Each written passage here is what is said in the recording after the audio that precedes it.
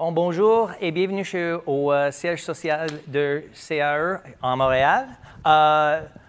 Aujourd'hui, la présentation sera primairement en anglais vu que notre présentateur principal nous rejoint des États-Unis, mais considère cet événement comme un événement franglais. Si vous avez des questions en français, demandez-les, on va les traduire live et les présentations sont faites sur les écrans dans les deux langues.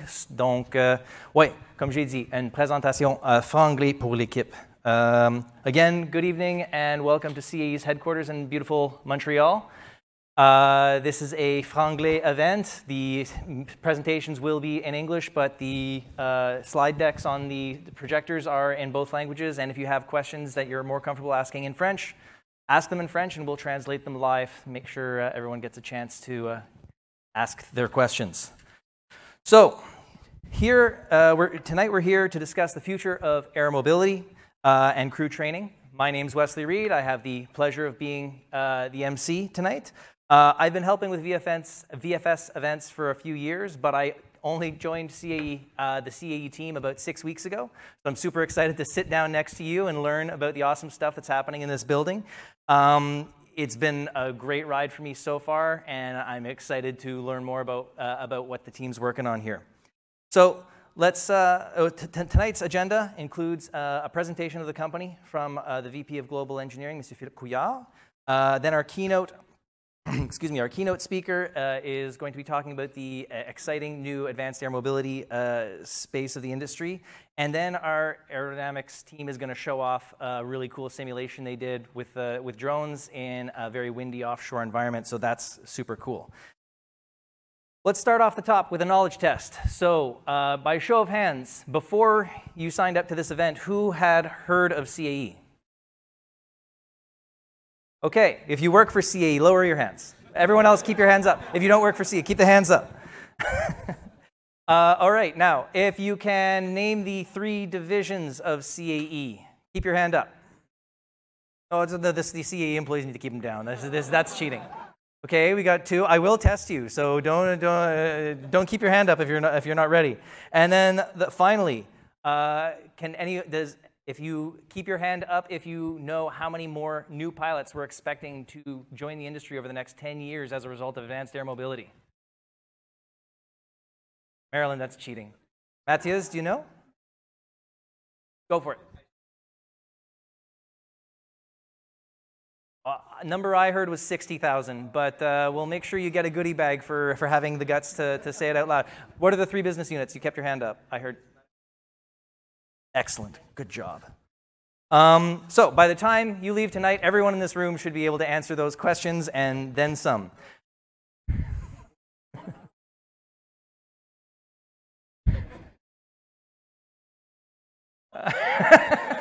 She's got a mic. She can do it. So yes, this event was organized through the Vertical Flight Society's Montreal-Ottawa Chapter, as well as with a lot of help from the team here in CAE. The Vertical Flight Society's mission is to connect the vertical lift industry around the world. The VFS is a nonprofit organization headquartered near Washington, and their job is promoting interest in vertical lift through scholarships, publications like the member magazine VertiFlight, and organizing large international conferences like the VFS Annual Forum that was held in West Palm Beach last week.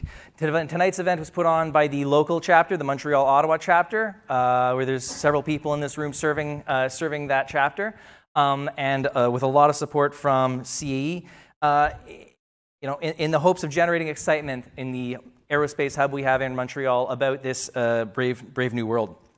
Also, the VFS Forum, like I mentioned, was in West Palm Beach, Florida last week. They announced that next year's forum will be in Montreal. So next May, there will be a couple thousand technical people coming in to talk about vertical lift. At Palais des Congrès. I've been to the forum a couple times. It's a great time. If you're students, there's a design competition. Details on that will be coming out over the coming months. If you are doing any sort of research that you'd like a platform like this to talk about, then there'll be a call for papers and abstracts that's going to come out over the coming months as well. So keep your eyes peeled for that. So in our role, bringing the industry together, the CMAI, the Canadian Mobility and Aerospace Institute, helps us. Oh, I just realized I should be clicking. So yeah, this is the local Montreal-Ottawa chapter, and so the CMAI, the Canadian Mobility and Aerospace Institute, has a placement service called Placement Spot, which helps place students in work placements. They help us promote these events, and we'll show you a short video about that before we get started.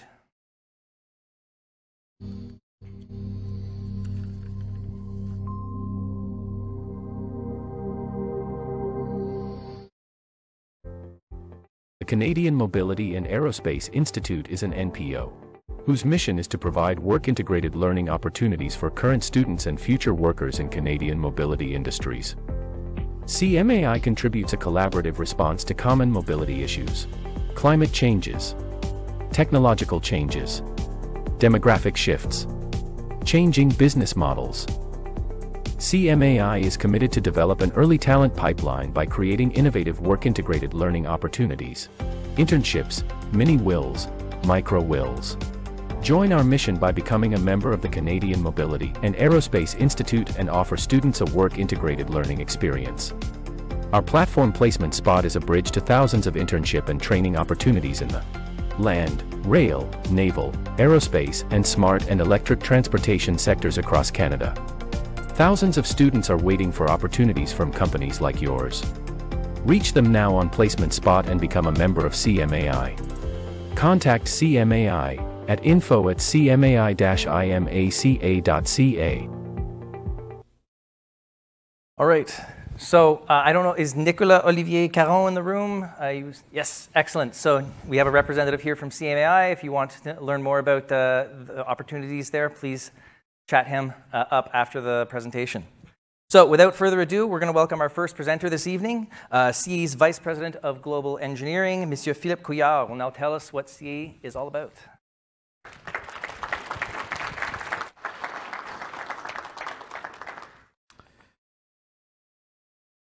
Thank you. Please hold your applause till the end.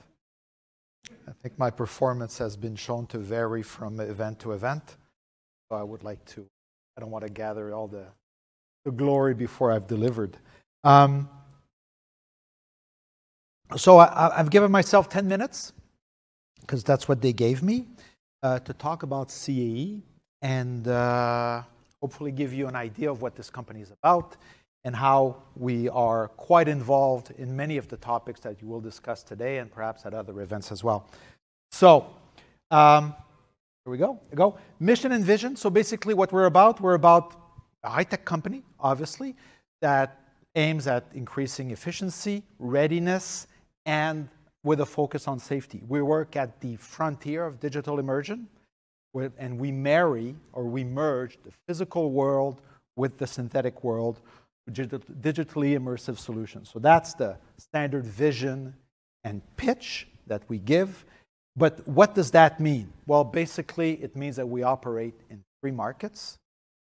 I mentioned this before: civil, defense and security, healthcare.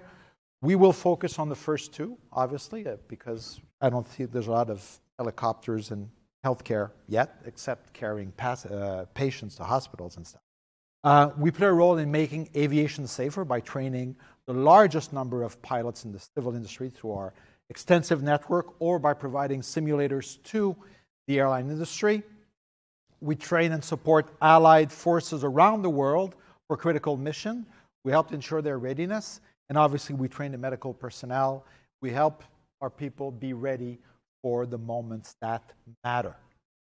We are a multi-billion-dollar company in over 200 locations and with more than 13,000 employees.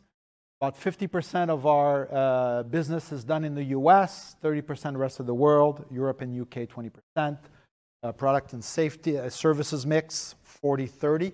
It used to be a lot more product-driven, but that as we'll see in a few minutes, our strategy has moved us more and more into training and now into even more flight operations.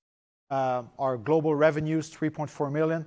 A good mix, 50-50 US, defense and civil, and about 4% for healthcare. So obviously a global company. And give a little video of what we're about, and then we'll continue with the presentation.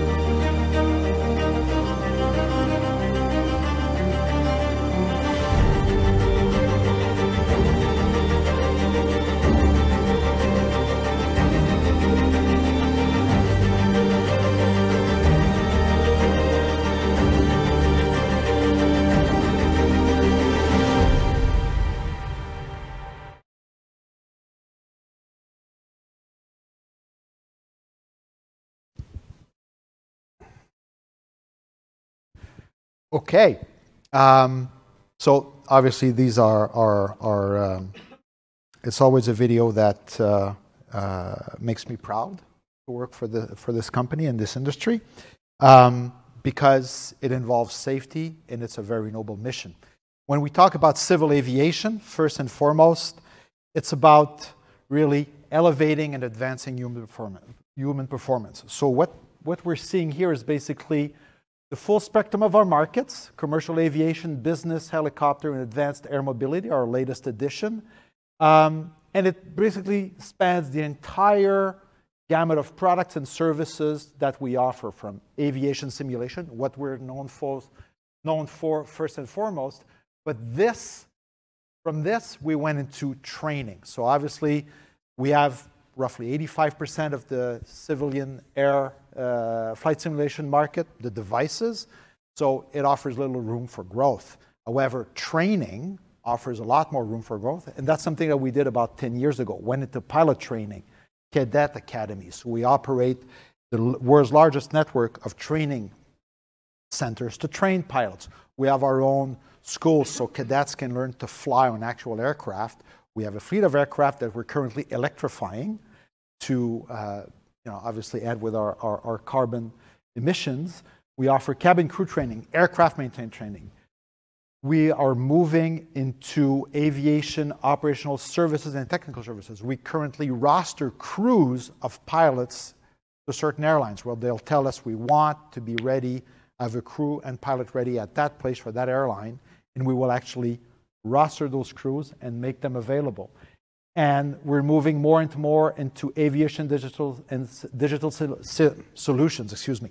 So, and we'll get to that in a few more minutes. But basically what this means is, as we see more and more the digital world, the services that this provides, the way those services are provided to our customers, we see that all of these things are sort of embedded and enmeshed together.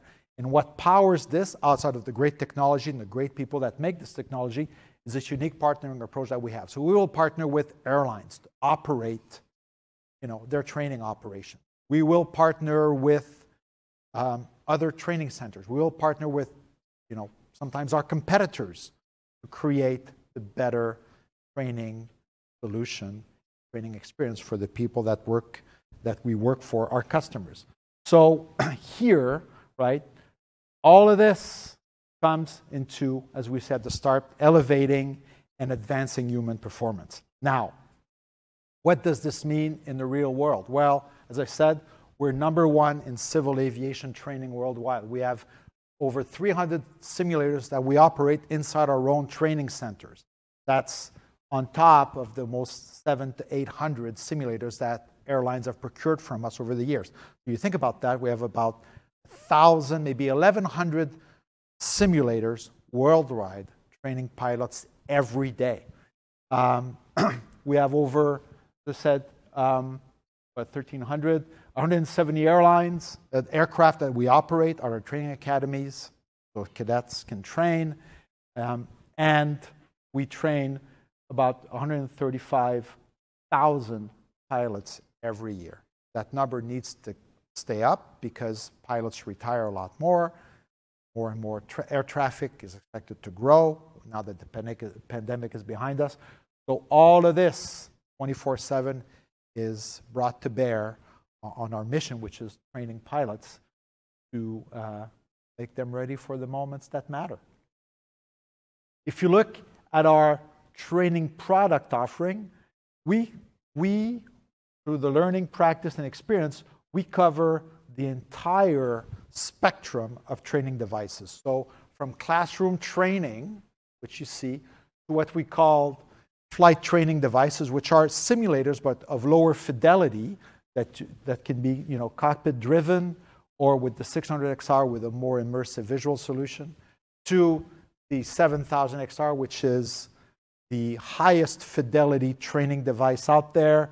It's certified to level D, so this means that an hour spent training in that kind of device is equivalent to an hour spent flying on an airline, on an aircraft. So in some cases, the first time a co-pilot flies, sometimes it's the first time he'll be in the actual airplane, his first flight, because he will have trained on those devices before, he will have been certified to train on it.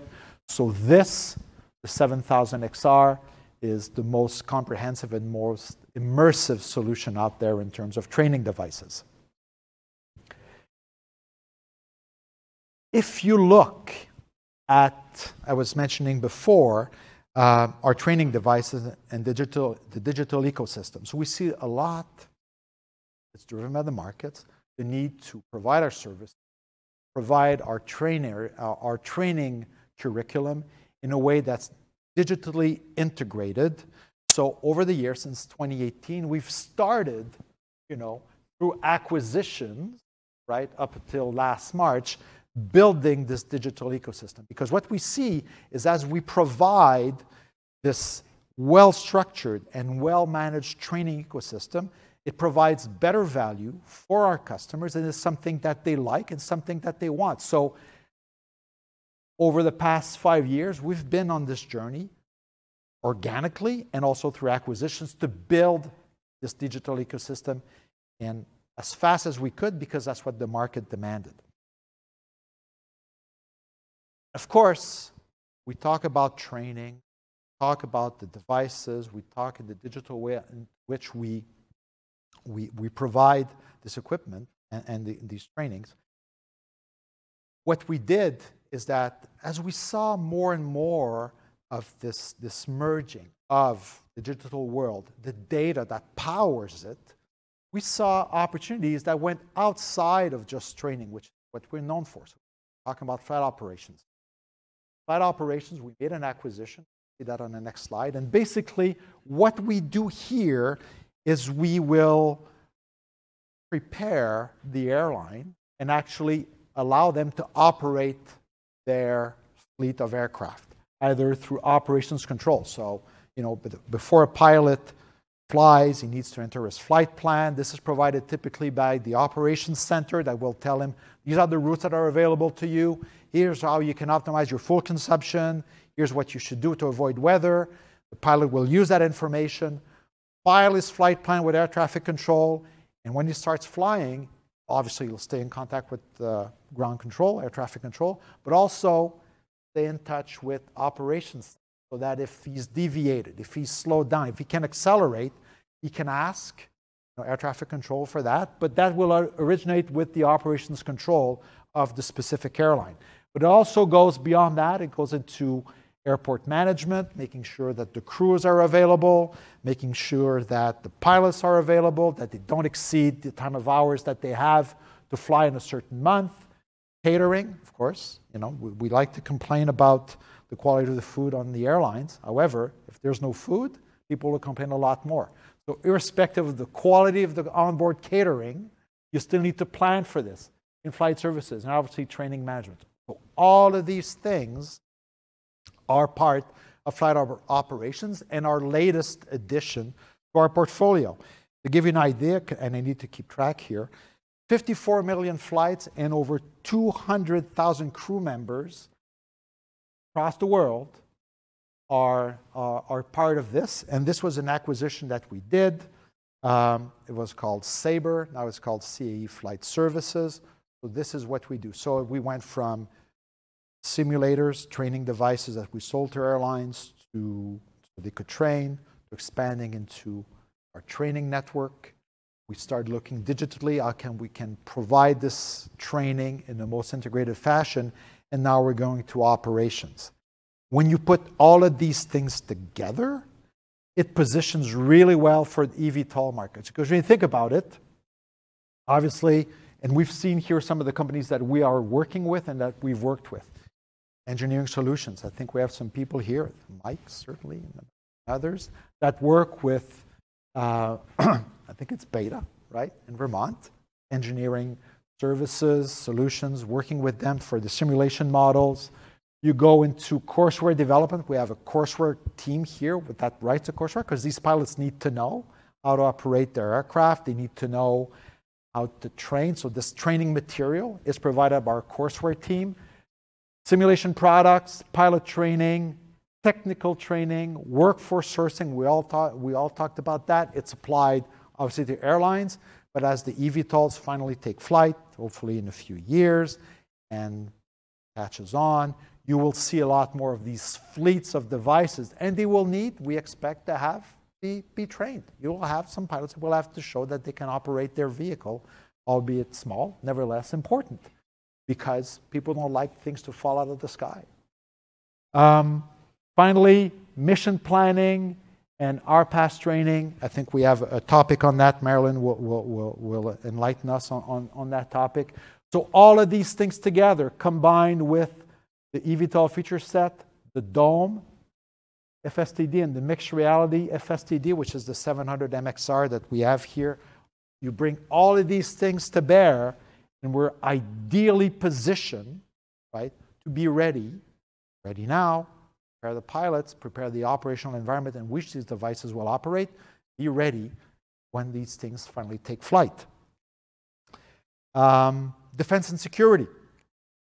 You see the market here, mostly air, flight simulation, but also we're present in spatial and cyber, naval and land training. We are the world-leading training systems integrator, and here what we're talking about is live virtual constructive. So the ability to mix live aircraft with virtual aircraft in a constructive training setup. This is what we talk about when we talk about CAE being a training systems integrator. We have a presence worldwide. The headquarters of CAE Defense and Security is in Washington, D.C. The main development centers are in Montreal, Tampa, and Arlington, Texas, but we have presence in Germany, UK, Australia, and United Arab Emirates. This is for our Naval Training Center that is positioned in Abu Dhabi. You see the numbers there, over 120 sites worldwide, 70 platforms, 50 defense forces or countries that are using our devices to train their military personnel to be ready and be ready and efficient in their training. In July 2021, we completed CAE's largest acquisition by acquiring L3Harris Military Training, a company that is mostly based in Arlington, Texas, with 9 countries, 23 locations, the employees, and they provide training solutions to all branches of the U.S. military, in addition to the National Guard. And so this is a great addition too. I would like to tell you more about some of the stuff that they do, but most of it is considered secret, and I can't talk about a lot of details because I don't know about them. But we're present in all of those areas, and this is a great addition.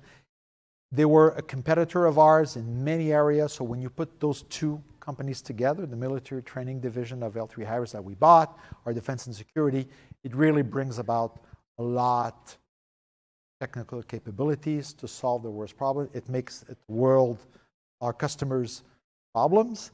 It makes us the pure play, number one pure play player in training. Meaning this is what we do. It's not, adjunct to the business. We don't do that in addition to selling airplanes. No, this is what we do. This is what makes us the best company in terms of training worldwide. What powers this? Well, two things. First, the culture of innovation. Throughout our history, we have shown an ability to innovate, to solve problems through R&D. So you see here 3 examples. A cyber optic helmet-mounted display that is in the museum on the first floor. It must weigh, I don't know, maybe 50 pounds, give or take. It's really heavy compared to what we have today with the goggles, but this was that at that time in the 80s.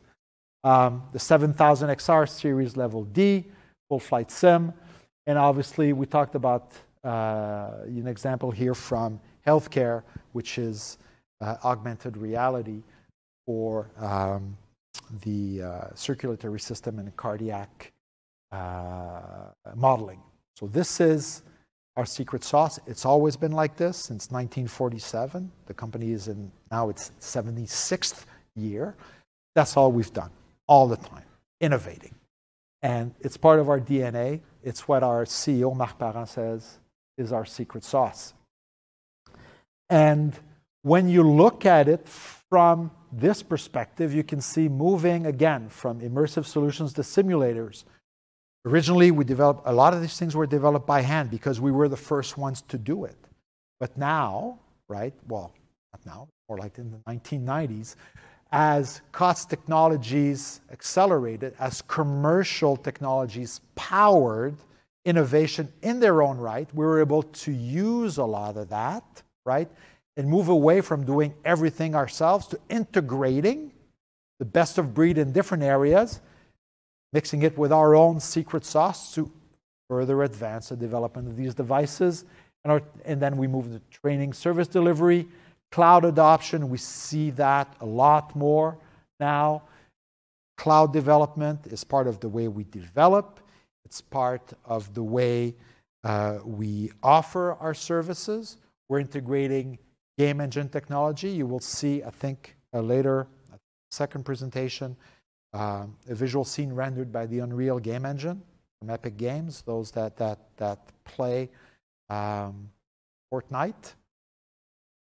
Technology, we're using it, and we will, field our first Unreal-powered image generator. So the visuals of that will be rendered in our flight simulators will be powered by a commercial game engine that we're adapting to our needs. AR, VR, we talked about that, the 700 MXR, which is an eVTOL trainer. And finally, synthetic environments and digital twins at large scale. This will be part also of the second presentation that you'll see today. So we've always invested massively. We're talking about billions of dollars that we're investing into our own R&D, our R&D funds, or through customer-funded R&D, meaning what we get paid by our customers, we use to advance our technologies further, always pushing to be at the leading edge of immersive training and immersive solutions. So all of that, is part of our secret sauce. But when you talk about technologies, when you talk about markets, when you talk about acquisitions and organic growth, and it would not be possible were it not for the people that work at CAE, the 13,000 plus before.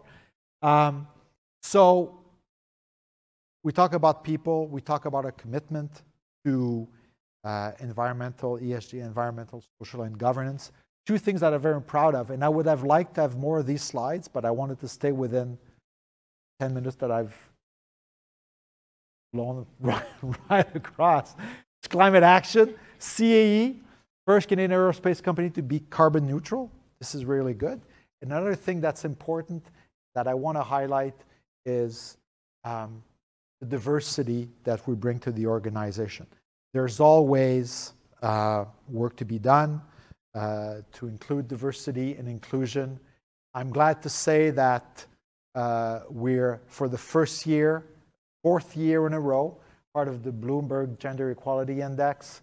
We have programs and partners aimed at bringing women in flight, so to increase the number of women pilots, which represent a very small portion of the overall pool of pilots. We want to bring that up because there's obviously, if you're only, looking at 50% of the world's population to solve a particular need, well, you're missing out on the other 50%. Obviously, pilot training, it's really important. And, there's also, gender diversity. We have a number of employee groups here that deal with gender diversity. I'm proud to be sponsoring a few of them. So this is really good. I think it makes the company better. And I think when you combine the quality people we have, our commitment to ESG, you look at the technology and our culture of innovation, you look at all of that together, I think it positions us really well for the challenges to come. It positions really well to address some of the challenges that we face on the eVTOL. So, that's what I had. How am I doing on time? Probably a little bit more than 10 minutes. However, I hope it was entertaining. I would like to say, speaking of talent, that we're always on the lookout to acquire talent, to continue growing the team here. We have Jennifer and Catherine, the little booth over there. So obviously I saw some of you by the table. If you want to inquire about why this place is such a great place to work, you can go and see them at your leisure. I would be remiss to not mention the guys in the truck in the back that are making this whole event possible. If you have questions for a couple, I'd be glad to answer them. If not, I will give back to RMC. Are there any questions? Guess not. I think everything was answered. Merci beaucoup. Thank you. Thank you.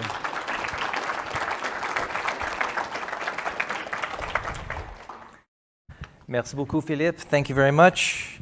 So I won't waste any time. I will jump right to our keynote speaker, Marilyn Pearson,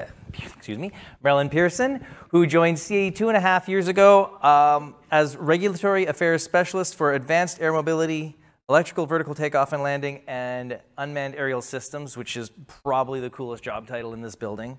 I could stand here and list her achievements that she's had over the course of a 40-year aerospace career, but I'd rather we all spend that time absorbing the knowledge that she's gained over that career. So, come on up.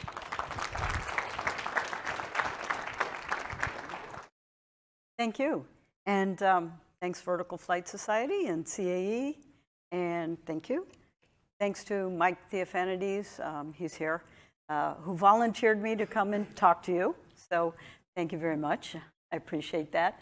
I'll start with a little quiz. How many people here are pilots? Not too many. Keep your hands up. Okay.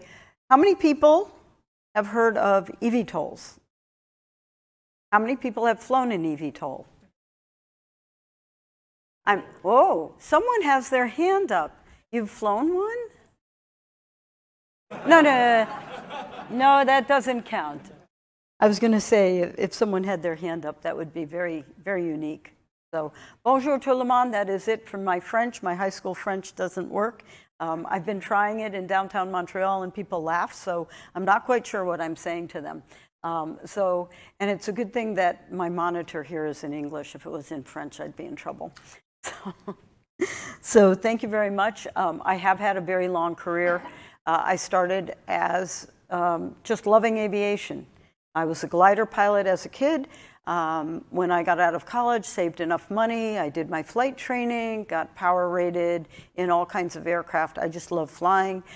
Did aerobatic flying, seaplanes, tailwheel, single, multi, So I hold an ATP single and multi lands and sea, rotorcraft ratings, commercial glider, and Part 107 UAS.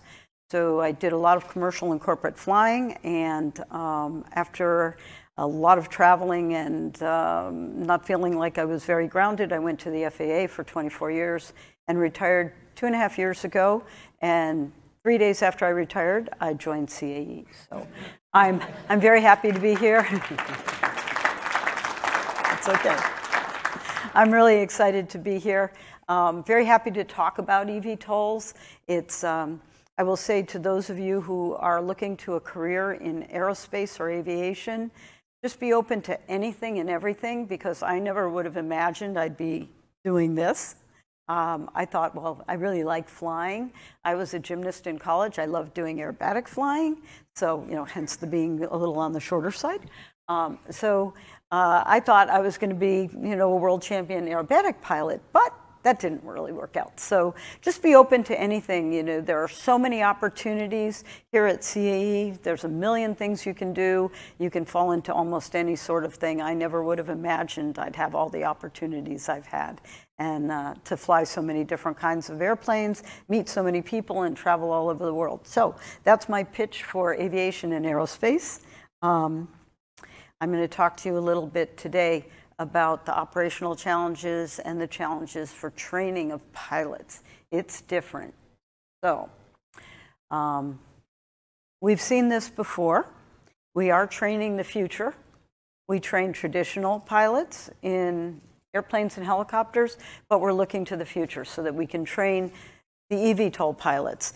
I spoke at a conference in the UK, and people afterward came up and said to me, I didn't know we needed pilots that weren't already qualified. They need new licenses? And I thought, well, yes, these are very different aircraft. So this is not meant to be an eye chart for those of you, but just to point out some of the challenges that we see. These have been called simplified vehicle operations, or SVOs, innovative aircraft systems.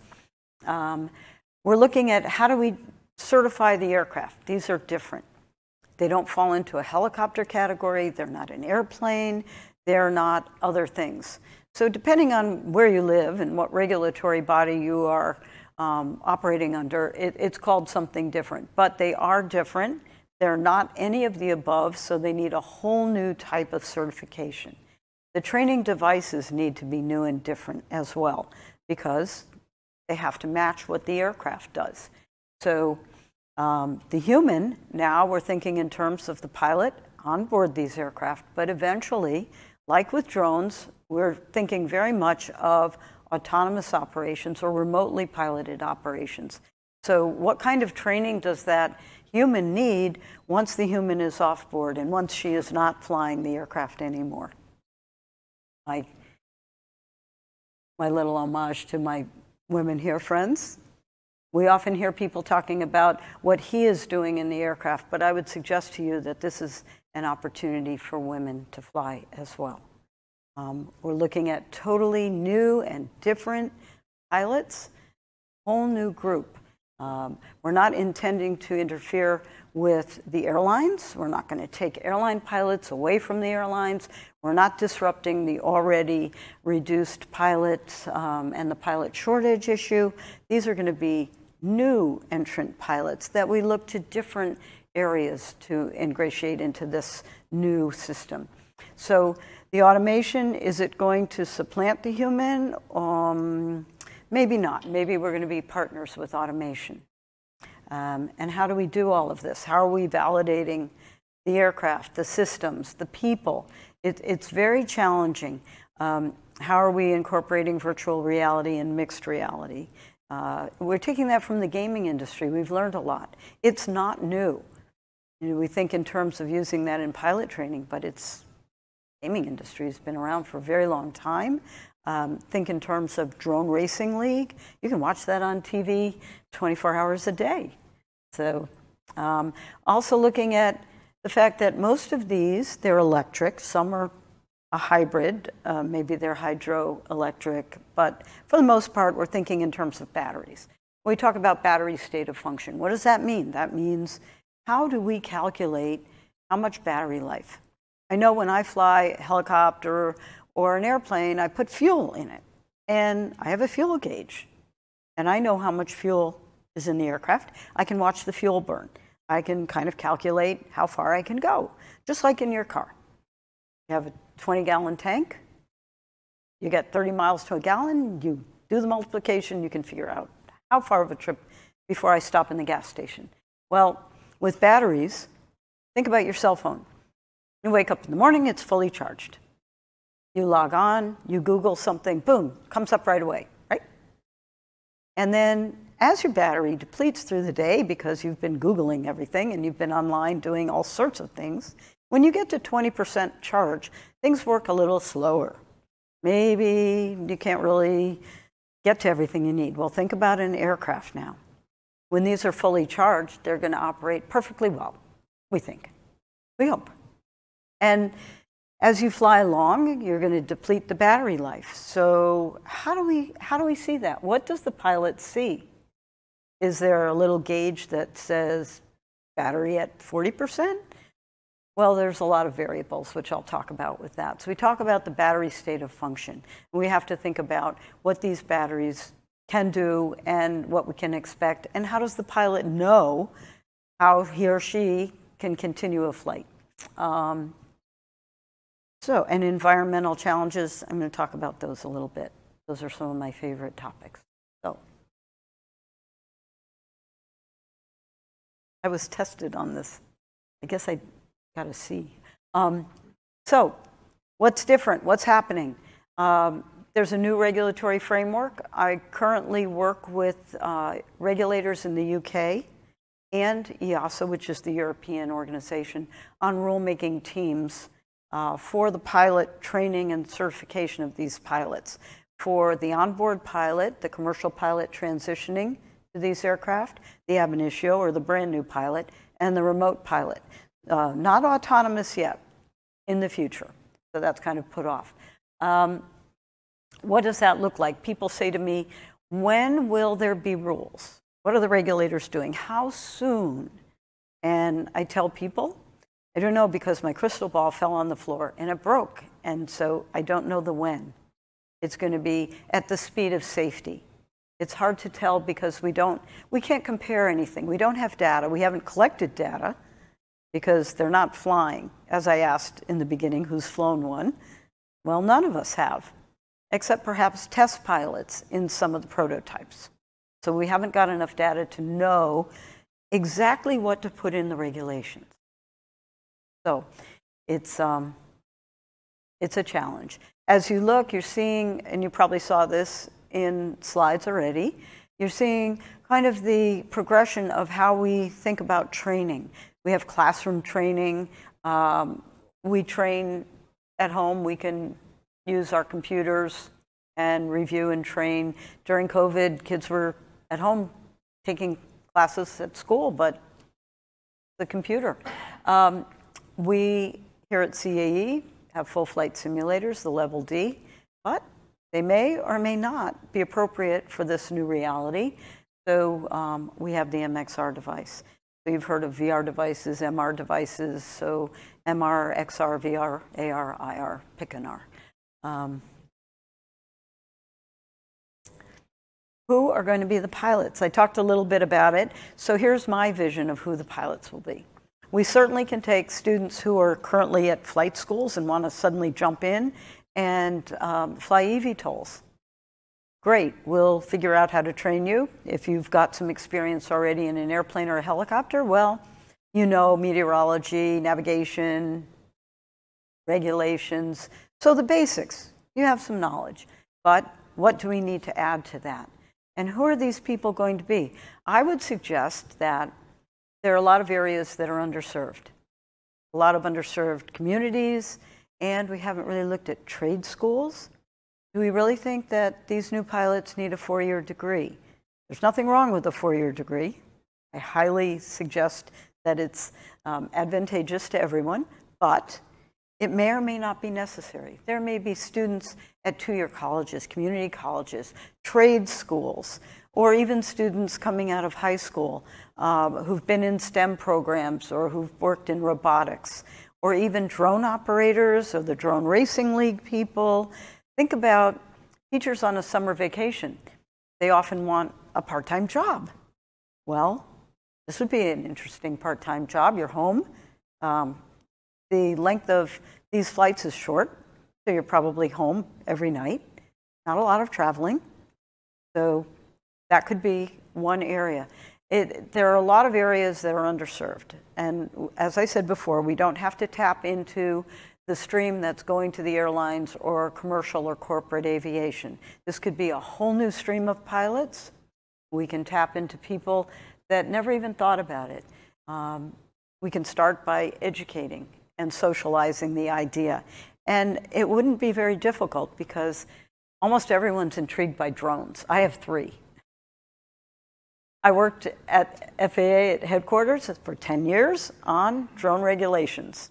Led the exemption team before we had regulations, was part of the regulation team to develop that rule, and then the lead for the waivers. So I was fortunate. I got to do the first Beyond Visual Line of Sight waiver and be in New Mexico with BNSF Railway with the Scan Eagle drone. That drone's in the Smithsonian Institution, if anyone's going to visit. We all signed the inside of the cowling. And I did the first multiple, and that was Intel doing light shows. And perhaps you watched the Super Bowl a number of years ago with the big light show and Lady Gaga. I did that. That was fun. And did the first agricultural waiver for drones to spray agricultural goods for a Part 137, it's called, certificate in the US.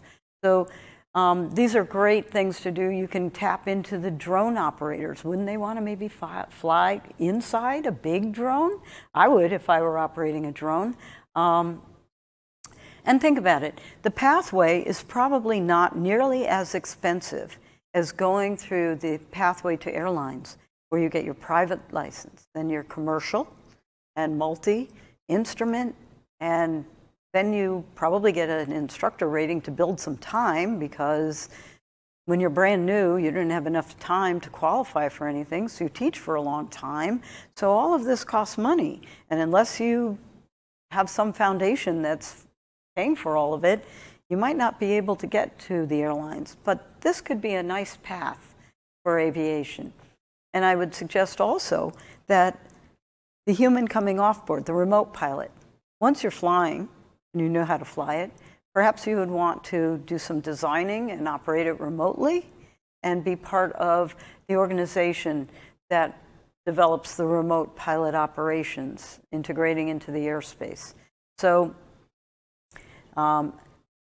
it says here that the initial cadre will be the pilots that we have now, the commercial pilots. And while that's true, we are writing rules currently that take the commercial airplane or helicopter pilot with a transition course to get a type rating. Each of these are different. I've been told there are 800 designs. That doesn't mean there'll be 800 designs making it to market, but there are many, many designs. So we can't really say it's one type rating, the way we would group all the Citations and all the Falcons and Gulfstreams and so on. So they're all their own unique type rating. So you need specific training for each one. So we're going to take these experienced pilots initially, move them into the eVTOL realm, and eventually be able to train ab initio once we learn a little more and gather some data and have some better information about what training works and what doesn't work. So we talk about training programs. What are we challenged with in designing these programs? Well, we've taken all of the task lists from helicopters and from airplanes and from powered lift, which is a category of aircraft. And we've kind of merged them all together to look at what are the commonalities, what are the uniqueness, how do we merge all of this? Where is the overlap, where are the gaps? What's unique to these aircraft? And right now there are a lot of areas where we can't answer what's unique. Do these have a phenomenon, vortex ring state? I don't know. That's a helicopter issue, but could it be also something that we're concerned about with these? We don't know. So we know that we have to look at shorter mission cycles, possibly just a half an hour of flight time. So you're going to have more takeoffs and landings. The critical areas of flight, flying straight and level forward is not so complicated, but the takeoff and landings are. And the new environment that you're going to operate in, the airspace, it could be very low level, congested, and the urban canyon effect from weather, the vertiports, we think maybe on top of buildings or maybe somewhere in that urban climate and urban environment. So we have micro-weather considerations. And for those of you who don't know, the weather forecasters cannot forecast in the boundary layer. We simply don't have the capability of determining boundary layers. So why is that important? If you've been in a large city, even in Montreal, and you walk between buildings, you're going to feel a lot of wind sometimes. You walk around a corner, you could get a blast of wind in the face. Well, imagine the top of the buildings now with heat rising in the summer, and it's just a lot of turbulence and a lot of wind, not coming from one direction. So imagine that pilot trying to wrestle the aircraft down to the landing spot, the vertiport. Regulatory challenges, well, type ratings. What does the type rating look like? It will be determined by the OEM, the manufacturer. They are going to get certified, the aircraft will be type certified, and that will determine how the pilot will be trained in that particular. Is it a wing-borne? Does it have 32 jet engines, battery operated? Does it have 5, 7? So they're all different. They're all going to be uniquely trained. They all have different kinds of characteristics of flying, all very challenging, especially in a regulatory community where you want to be safe and rather conservative. So this is not really a conservative type of aerospace entrant. So it is very challenging. And also single pilot operations. Well, these are highly automated. So people say, well, all the pilot has to do is just push the button to start. Maybe. But when the pilot pushes the button to start and all those batteries don't start, all of those things that go in circles, now what? What are the pilot responsibilities? How much can the pilot influence the operation? What can the pilot do if it's so highly automated? Can the pilot take over? I don't know the answer. That's a question. So I've said the traditional training devices, they're not optimized for these aircraft. And because the aircraft don't cost $30 or $40 million like the glamorous jets that we see, the corporate jets, and the simulators in this building that represent them, we don't really want to build a simulator that costs 10 times as much as the aircraft. That's really not cost effective. So these MR/XR VR devices, that could be the future. They're cost effective, portable, and probably will work pretty well. Technology is just advancing at the speed of whatever. So we'll see. How different will new training programs look? Well, they're going to be very different, obviously. As I've said before, we're going to initially take the helicopter and the airplane pilot with a commercial rating, which means they have achieved a rating that shows that they're qualified in all of the basics, that they're also qualified in passenger carrying operations. They have the knowledge of all the regulations required to carry passengers safely and to operate an aircraft safely in the environment. So what we need to think about is, what is that gap training going to do? If you have an airplane pilot now who needs to know how to take off vertically and land vertically, what else? What else do you have to train that pilot? What about the helicopter pilot who doesn't really fly forward all that much? Is it easier for the helicopter pilot?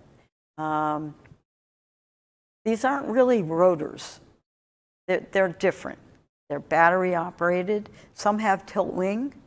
Some are multi-copters, and they have rotors that they look like a drone. Some are lift plus cruise, tilt wing, tilt rotor. So all of these different designs require different types of training and handling. So we have also the ab initio. Someone who's not a pilot who says, I want to fly an eVTOL. Looks really cool. I'm going to do this. Great. How do you start? Where do you start? Do you start by doing some training in an airplane or a helicopter to be familiar with the environment and all the basics? And if so, do you need the rating? Or do you just need to be familiar? Are we thinking hours-based? A typical pilot or private pilot license needs 40 hours of various training. Some dual, some solo, some of this, some of that. Is that appropriate? Well, if these are highly automated and you can only manage the flight path and you don't do pitch, roll, and yaw, are we training effectively? Does that training from an airplane or a helicopter transfer, or is it negative transfer? Again, because we don't have data, we don't know. We can only make guesses at this. We can ask a lot of questions. And we've talked about airspace. We're going to integrate with helicopters, with airplanes, with drones. So what kind of airspace? Are we going to have corridors for these aircraft so they're separated? What about flying in bad weather? Can they fly in bad weather? Initially, all of the regulators have said these will be VFR, daytime VFR. Some will be operated by pilots who are instrument rated and can fly at night. However, the rulemaking will start with day VFR. Again, being conservative and trying to collect enough data, ensure the safety. You wouldn't want to put a loved one in an aircraft and wonder if that person is going to be safe. And you wouldn't want to fly in something unless you knew that you were going to go from A to B and get to to your landing at B. We've talked about prescriptive models, the idea of hours-based. It's going to be very difficult because if you have a battery life that gives you 30 minutes of flying time, and we now say, well, you need 50 hours to train. How long is it going to take you to get 50 hours of training? So, again, another challenge, another difference from what we know from traditional aviation. I've talked about the environments. I've worked a lot with the FAA in weather. The Weather Community of Interest was an organization I was part of. We looked at what are the problems. In my particular area, because working with drones so much, was the low-level weather. And what does it do to drones? And how do the drone operators, if they want to be beyond line of sight, how do they know they'll be safe and that they won't be flying their drone into weather? Because little drones flying into weather fall out of the sky. That's not such a big deal for a small drone, but now we have passengers to consider in a large vehicle. And we can't just say, sure, see how it goes when you get there. Urban weather is unpredictable. The urban canyon effect with the winds, heat coming off the roads, rising. We have swirling winds around buildings. You can see on the bottom picture, that is a CFD, computational fluid design, and it depicts the difference of the winds coming off high buildings, low buildings. So in a downtown city area, you have different heights of buildings. And you have wind that is quite different depending on where you are. Very unpredictable trying to land on a small little vertiport on the top of a building. So that's a big challenge. The boundary layer weather is not reportable. And we're talking about below 3,000 feet. The current equipment, the HRRR and the GOES satellite, they don't have the ability for low level.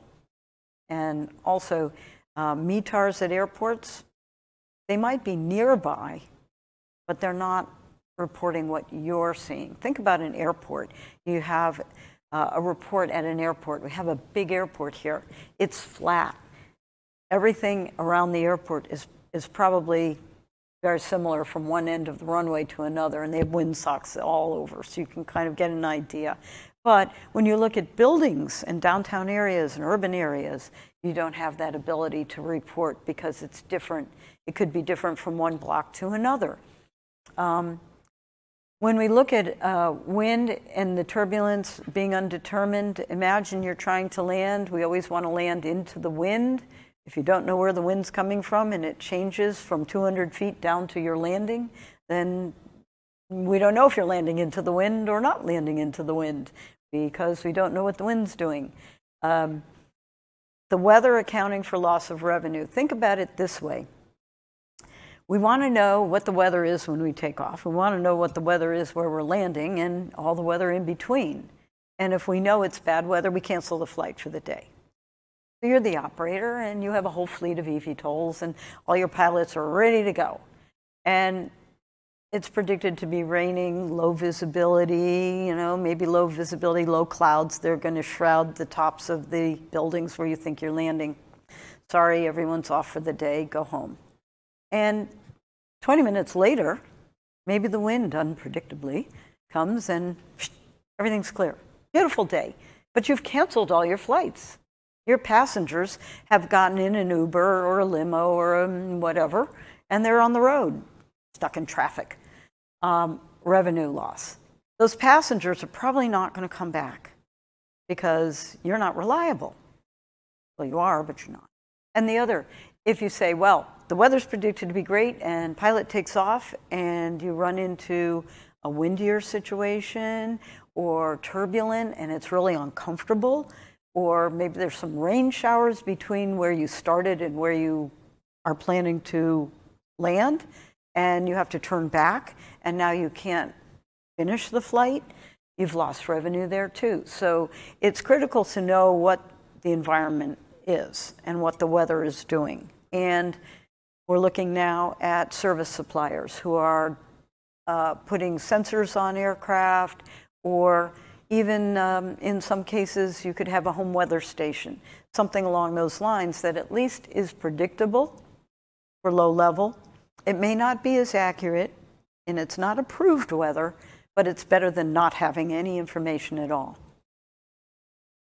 And because of the vertiports requiring precision landings, we really do need to know what's happening. Because picture yourself in this volocopter, and you look out and you see the vertiport hanging off the side of the building.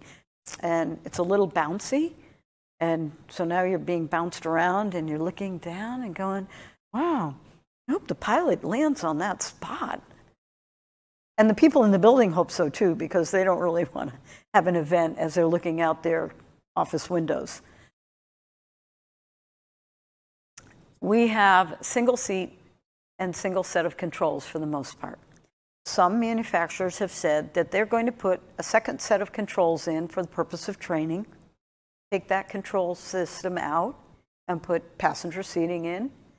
So great, we can have dual controls and we can train, but for the most part, these are single seat, single set of controls.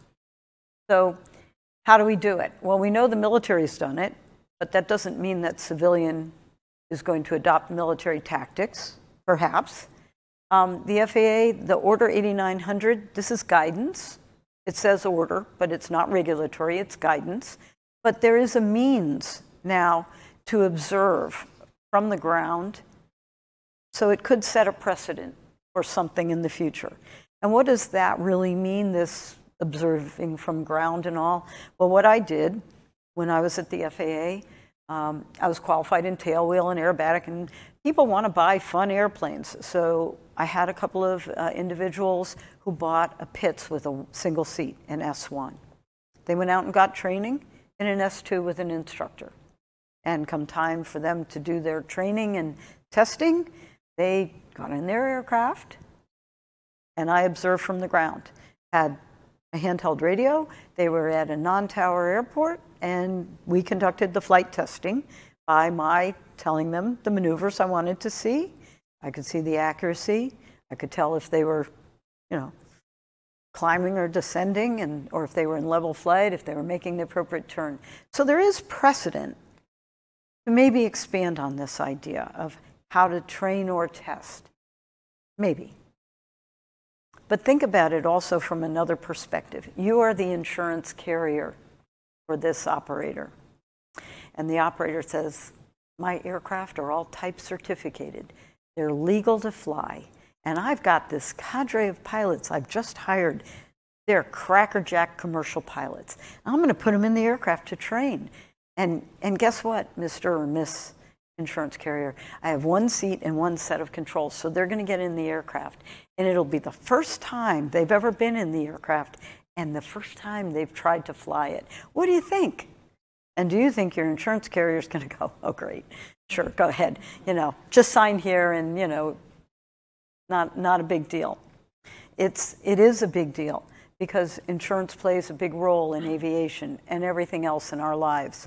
So we have to figure out a way to train appropriately, which is another reason that we are hoping our MXR device qualifies as a zero flight time, that it's completely representative of the aircraft, so that when you get in the aircraft, you say, wow, the aircraft's easier to fly than the simulator, which is what I used to say all the time.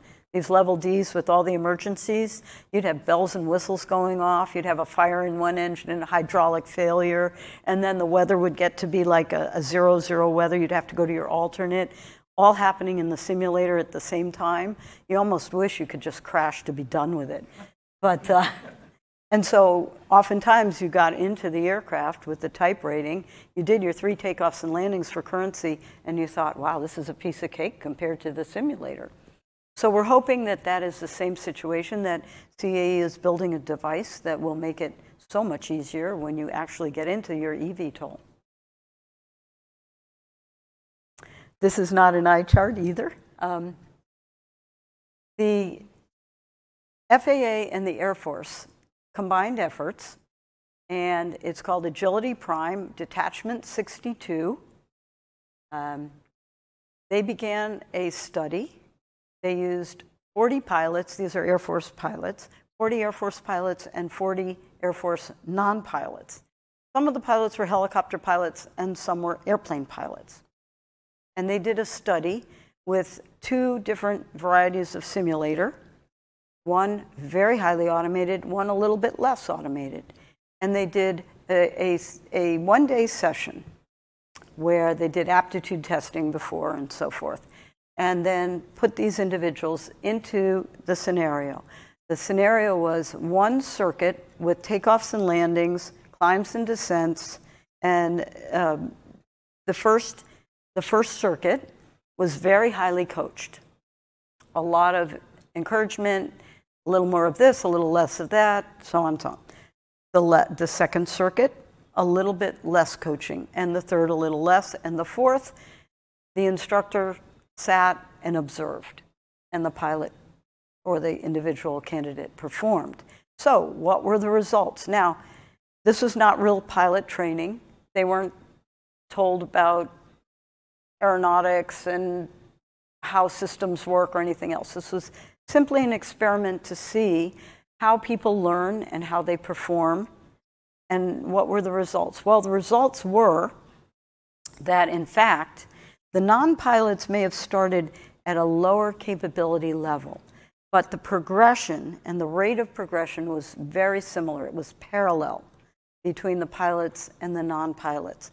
The pilots achieved a completely capable level at the end of the 4th circuit. They could fly the takeoffs, the landings. They didn't really need coaching. They could do the circuit. The non-pilots could as well. They weren't as proficient in the takeoffs and landings, but they completed the mission. And they were safe for the most part. So there were parallel graph, just one a little bit lower than the other. So what does that tell us?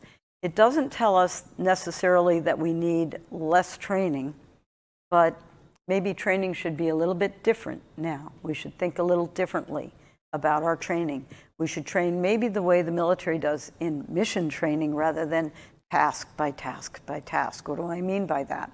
When I trained, we had tasks, turns, 30-degree bank turn, 45-degree bank turn, deeper turns. And we had stalls, this kind of stall, that kind of stall. So we did all these little maneuvers, all 1 by 1, 2 by 2. Well, now we're thinking of what is the mission? Can we combine the maneuvers that are appropriate for the aircraft or for the mission, and put them together and watch the candidate and evaluate the candidate based on performance in a realistic environment, rather than having someone do a turn. When would you do a steep turn with like 45 degrees of bank as you're flying from A to B? Just get in the middle of it, do a steep turn. I don't think so. But you could be directed by air traffic that there's some traffic and you need to suddenly make a diversion and you need to turn steeply. So let's train for the real life scenarios. So this is what the Detachment 62 was doing, what Agility Prime is doing. They continue to work with NASA, with the FAA, hopefully soon with CAE. We are talking to them. And this would be a benefit as far as how do we train, what are we learning? And the bonus also is that they're actually flying some of the prototypes, because the military doesn't need waivers and all sorts of other things. The military has airspace that they can operate in without looking to the regulators for permissions. And I was part of this study, so it was very fun. I was also told, no, don't push that so hard. No, Marilyn, you don't need to pull on that. No, don't touch that anymore. Just let it be. So apparently, those of us who are used to flying need to relearn, and with all the automation, we need to just stop doing things. Don't mess with the aircraft, it's fine.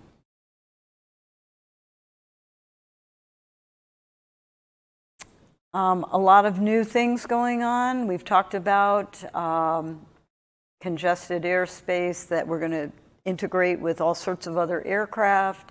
What kind of emergency training? What happens if you have 8 power units, power plants, whatever they'll be called? What happens if one fails? In most designs, the partner motor, power plant, power unit, will also fail. If there's a reduction in power, the other units will boost their power output. So we can maybe lose 2 of 8. Can we lose 4 of 8? 5? I don't know. I don't have the answer. Again, I have more questions, but I don't know. So those are considerations. What does the pilot do in these scenarios? A lot of us have talked about the fact that some, probably not very many, but some are putting parachutes in these. Like a Cirrus aircraft has a parachute as an emergency. A very good idea, maybe not so practical for most. I don't know. So we have a lot of different areas that are new, that have not been explored yet. All challenges, we'll find out as we go along. Talked about CAE's entrant into the next-gen processes using technology. We're leveraging the advanced technologies, VR and MR. This is a picture of the MXR device here in this building somewhere. We are hoping to get this qualified so we can use it for 0 flight time training, so that when you get into that aircraft, you're going to be fully qualified and it won't be a mystery. And the insurance company will be happy. So we're now focusing, as I said, on the operator specific or the mission specific. What does that mean? Well, if you're only ever going to carry cargo, well, you probably don't need to learn what to do with passengers. You're going to carry cargo, okay. Or if you are perhaps going to fly emergency missions, medical missions, this could supplant helicopters, a much more cost-effective way to operate between hospitals, or going to the scene of an accident to pick up someone who's injured. So if you're flying a medical mission, let's train for that type of flying. So not all of the training is going to be similar. A lot of it will be defined by the manufacturer and by what type of operation that manufacturer assumes. These are also highly automated. So what kind of training do we need in addition to learning all the basics and all the theoretical knowledge so that we know how to operate the automation. We're going to be operating automation, maybe not flying the way we used to fly. Now we're going to be operators more than pilots, maybe. Data analytics are going to ensure that our training is efficient. So we use biometrics, psychometrics. We have people here at CAE who are working all those areas to determine what's the best way for an instructor to train the pilot. And by the way, can we tailor training to the individual? Can we do enough study to say, this individual needs more of this type, but this individual doesn't? We're going to train this person differently because their skill set, what they need, shows a different level of knowledge that they require. So instead of the one-size-fits-all training, we're going to try to tailor the training to the individual. And one day, it's quote, because it's my quote, it's one day an avatar may be visible in the cockpit and capable of interacting with the human, or perhaps one day these aircraft will be operated by off-board or remote pilots. So maybe the person in the seat next to the pilot is not a person. I don't know. It's just a thought. Technology is going crazy. Whoever thought we'd have ChatGPT or, I don't know. I mean, it's just being innovative. We are at an inflection point, obviously, where we're seeing a lot of investment, billions of dollars invested. So it is a new time in aviation. This is the first real change we've seen since jet engines. So it's new. And we need to kind of roll with the punches here.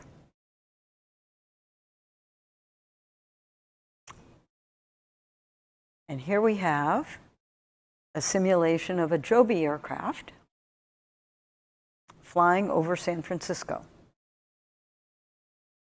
It has sound, but I don't know how to make the sound work.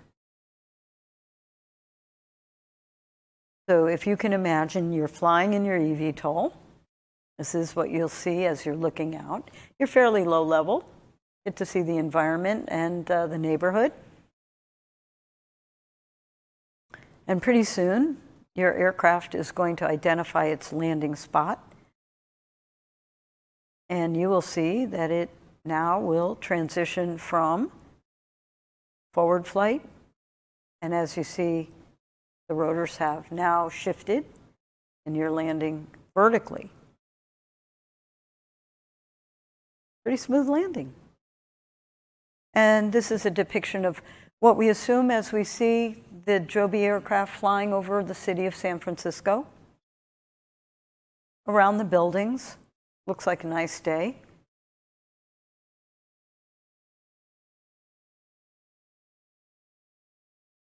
So we get the idea of what it might be like.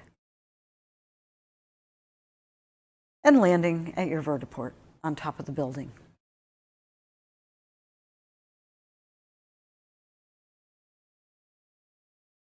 What are some of the benefits? We talked about a lot of challenges, but there really are benefits. So the new types of training that we're using technology. As I said, we can give a more immersive experience using an MR or VR device. And we're reducing the cost. The speed of learning can increase. We don't need to worry about going out and training in bad weather, or is the aircraft available? Is it down for maintenance? We can do a lot more training using the technology and other devices. The high accuracy in the multi-layered synthetic environments, we can put those environments into the training device. We can create weather. We can have noise and all sorts of things. Turbulence, simulating all the things that you would experience when you're actually flying the aircraft. And the capability now, as we're doing this, to collect data and use that data so that we can educate ourselves, we can help the regulators, we can train better pilots, we can train better instructors, we can help develop regulations, we can help to increase the availability of these aircraft in the airspace, what sorts of airspace can they really reasonably fly in, So all of this data is going to be very critical as we go forward. AI seems to be the buzzword, right? Is there a day that goes by that we're not hearing about AI? So what about it? Well, regulatory bodies are starting to think also in terms of what does AI do for the pilot training, and how do we integrate or use AI in a regulatory environment. So AI is going to help to collect data to determine what the cognitive abilities of this pilot could be. And why? Well, we want to tailor the training for the specific needs of the pilot, not the generic pilot, but the pilot that we're training. And if we can do that, we have better instructors, we have better trained pilots.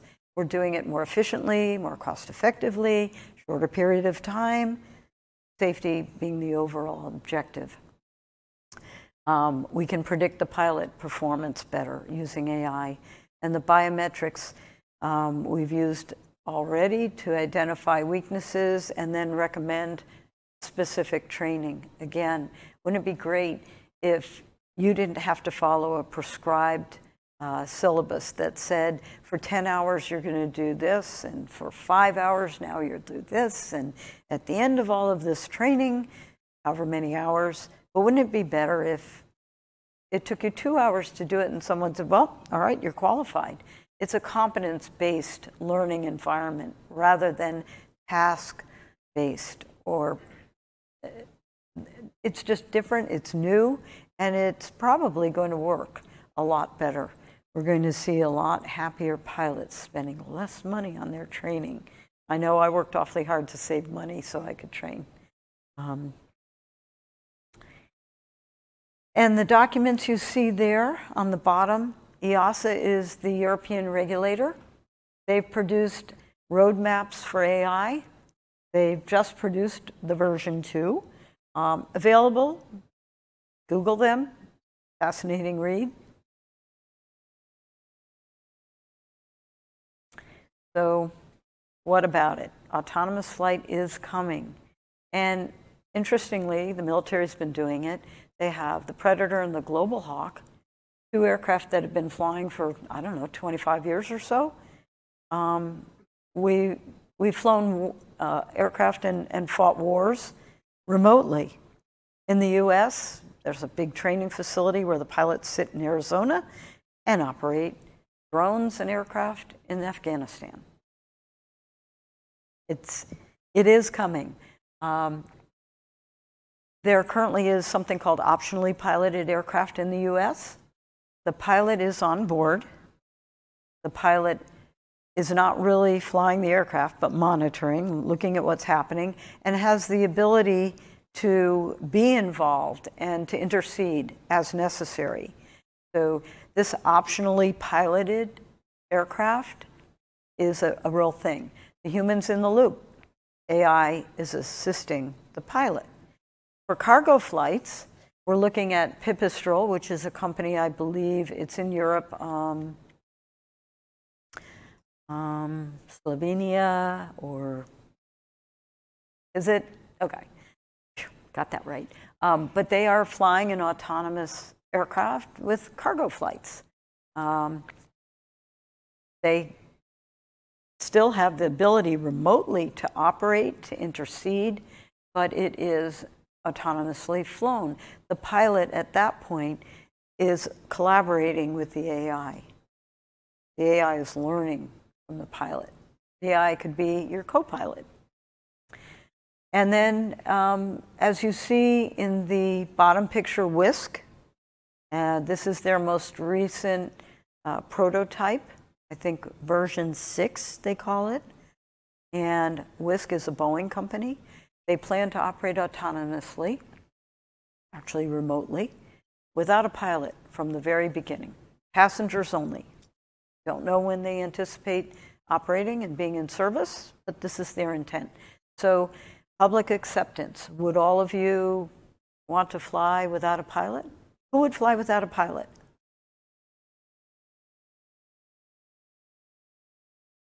I work with you too. Come on. My colleagues don't even want to fly. I know, it's different. It is very different. Let's all take that wait and see how it works out at first, you know? But this could be great for underserved areas and for disadvantaged, you know, getting medical supplies somewhere where you just can't reach. You know, people live in places here in Canada where they can't go around the corner to a drugstore, a CVS, a Walgreens, or whatever you have to get whatever it is they need. And they may have an emergency situation where maybe a diabetic suddenly needs to have insulin or whatever the case may be. So these are situations where it might not be something that is so unusual to send an aircraft autonomously. I will tell you, I ski in Europe, and I was in Switzerland some years ago, and there was a heliport. And one day we were having lunch, and I'm sitting on the deck, it's a sunny day, with a glass of wine, and I hear a noise, and a drone lands on the heliport. And I thought, wow, this is great. Leave my wine, say to my friends, I'll be right back, jump in my skis, traverse over there. I want to talk to these people. They're delivering medical supplies up on the mountain to someone who's had an emergency. Now, if you've ever been in Europe and skied, the roads go like this up the mountain to get to where you're going. You might have a straight line route of 50 miles. It could take 4 hours. So these drones can fly and bring supplies. So think about it. eVTOLs could do the same thing and provide a service at a low cost. So these emergency services, they could be the very first of the autonomous operations. The human is off the loop. The AI is the pilot. The humans have trained the AI to do the job.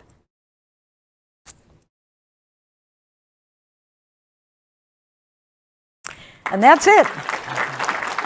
Thank you. Thank you. Questions? Questions for Marilyn? Questions?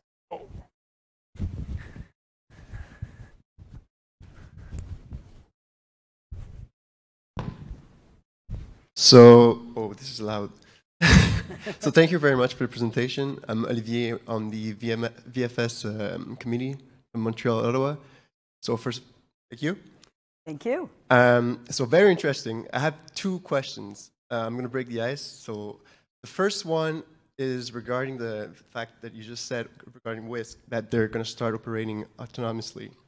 I was reading the CONOPS 2.0, the UAM that the FAA released a few months ago, and they were saying that there won't be any operations without a pilot to start.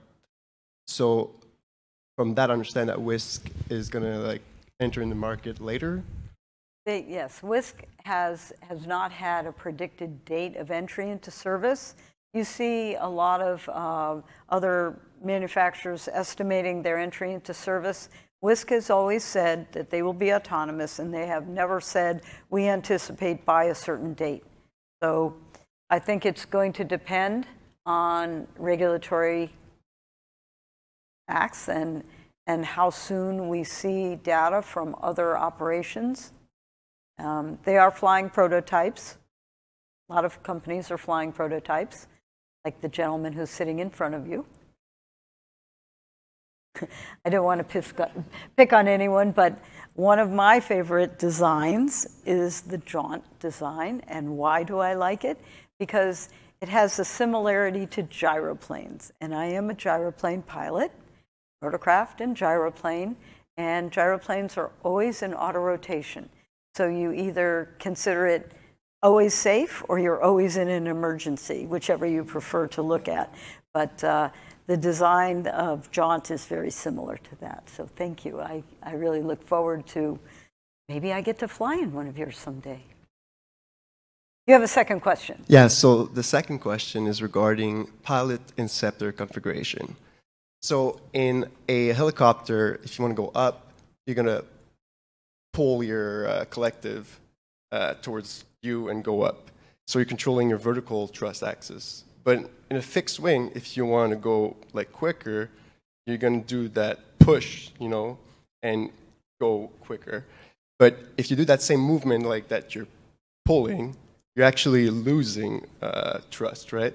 So the same movement in a helicopter makes you go more thrust, and the same movement in a fixed wing removes thrust. There were, I think, incidents that happened with F-35s or other like VTOL where like because of that, there were some, you have a reflex, and when there's an emergency situation, like you do the wrong thing. And there were some research, they work on the unified control cockpits and stuff like that. Mm-hmm. So what's your perspective on what should be the like inceptor pilot configuration, or is the FAA or certificate or regulatories are going to be involved into like guiding the industry? Because we were talking before, and also like saying, oh, it could be a helicopter or a fixed wing pilot. Should it be and? Like, how are we going to make sure that our pilots can fly safely in these two very different aircraft? Thanks. I think that was like 7 questions all in one. His second question seemed to go on. There are a lot of parts to it.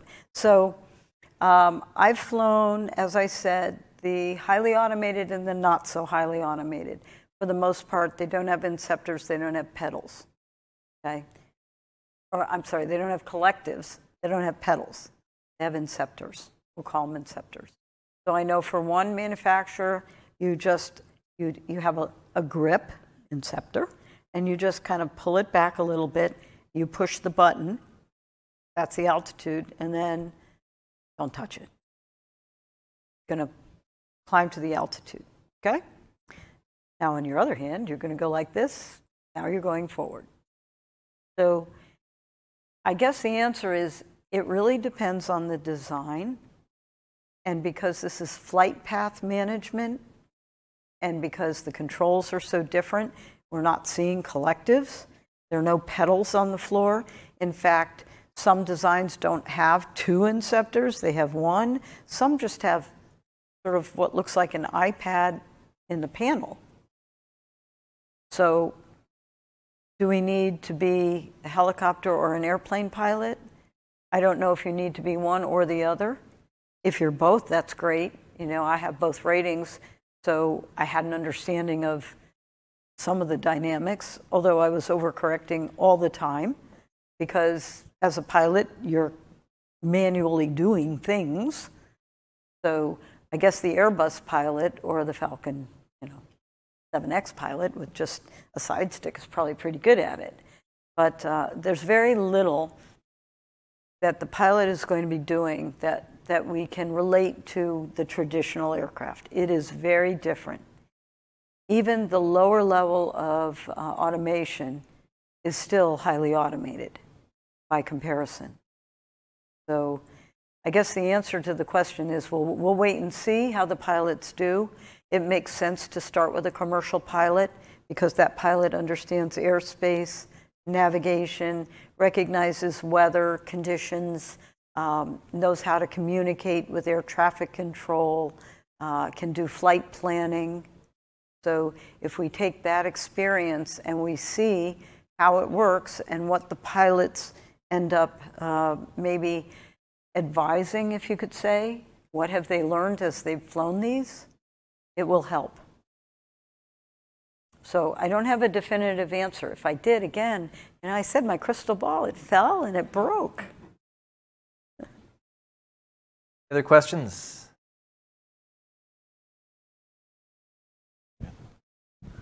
Marilyn, first of all, thank you for being here and sharing your experience. My pleasure. Really appreciate it. My question is going to be a little bit broad, but those of us who've worked on aircraft development programs know how painful it can be to get to a type certificate, and that's with existing technology and existing regulations that evolve fairly slowly. Now we're talking about new technology, new regulations, and everything that's evolving very fast, including the infrastructure. What is your estimation for a timeline for which we'll see kind of mass adoption of eVTOL technology, either for commercial transport or for commercial cargo transport or passenger transport? Are you saying, I want to make sure I understand the question, commercial transport, larger aircraft? No, eVTOLs. eVTOLs, yes. A couple of years. I mean, honestly, I don't see anything happening right away. If you read any of the articles in the magazines and so forth, you'll see that a lot of the OEMs keep pushing to the right. Their timelines keep pushing to the right. The regulators are pushing to the right as well. There just isn't enough data yet to be accurate and know. And as far as the certification, we know that the FAA is considering these powered lift aircraft because they don't fit something. So they come under that special category of something else where they can take from all of the other parts, and we call it a powered lift. EASA is calling it a VTOL-capable aircraft. They've codified a new term. So there'll be a VTOL-capable pilot license. And in the US, the FAA will give you, if you're a commercial pilot airplane or helicopter and you get the type rating in a Joby, for instance, you will get a powered lift Joby type rating. So how is that all working? The FAA is looking at performance-based criteria. Because the designs are so different, we don't have one certification basis that fits all. And as far as the rulemaking, looking also at performance-based criteria for pilots and for simulation so that we can affect a broad range of aircraft rather than building 50 different MR devices, one for every different operator. I mean, it may end up being that, but for right now, we just don't know. There's not enough tangible data that demonstrates that there should be one certification means. Thank you. And so also, by the way, I just want to mention I am a VFS member and I'm part of the Flight Test Council group. They're looking at human factors. We've been talking a lot about how are the pilots going to react. So these are all flight test pilots and flight test engineers trying to determine exactly that. What are the elements that you need and what are the challenges, especially in the abnormal and emergency situations, which we don't really know what those are even. Very much. All right. Any more questions? It's not often you have access to an encyclopedia like this. One more. Yeah, I was just wondering, do you think if another country allows eVTOL faster than FAA, that it could give them an advantage over the other countries, such I don't know, let's say China. Yeah, that's a good example. Let's say China develop and allows it because of maybe the safety level. Well, maybe. But anyway, that's my question. Because we're seeing that the FAA and EASA has different position, and Yes. right, and probably other authority. We're talking about UK. So if let's say China decides to allow and gather that data, and they're maybe six year in advance or something like this, you think it's going to make a big difference for our companies? An interesting question, because China is flying autonomously, EHang, yeah. They have passenger flights in a single seat, eVTOL. They do some sort of a tourism flight for 20 minutes. You can Google it. You can Google everything. But they do. I will say that different regulatory bodies, different countries approach safety differently. China doesn't share information very often. I'm not sure what the certification basis is that China uses, but it's different. If you take a look at safety records, and I don't know what China's safety record is, but if you look at the US safety record, at Europe's safety record, ANAC in Brazil, Transport Canada, you're going to see very favorable reports. The safety records are admirable. We don't see aircraft accidents that often. They make news, obviously, because it's a big deal when something happens and you lose lives. But think about how often there's like a fender bender on the highway, or, you know, someone backs into your car, or, you know, slide on the ice, any of those sort of things. It's very frequent, but you don't have that with aviation. Aviation has been overall a very safe enterprise. And the reason is that the regulators are conservative, that they do things 10 to the minus 9, not 10 to the minus 1. So what China is doing, is it influencing the US or EASA or UK or ANAC or Transport Canada? No, I don't think so. I know that FAA and EASA have frequent meetings. In fact, GAMA is hosting an FAA EASA meeting next month in Cologne, where I will be attending, so hopefully learn more. There are publications coming out, and SFAR from the FAA published within the next 10 days, I'm told. We don't know.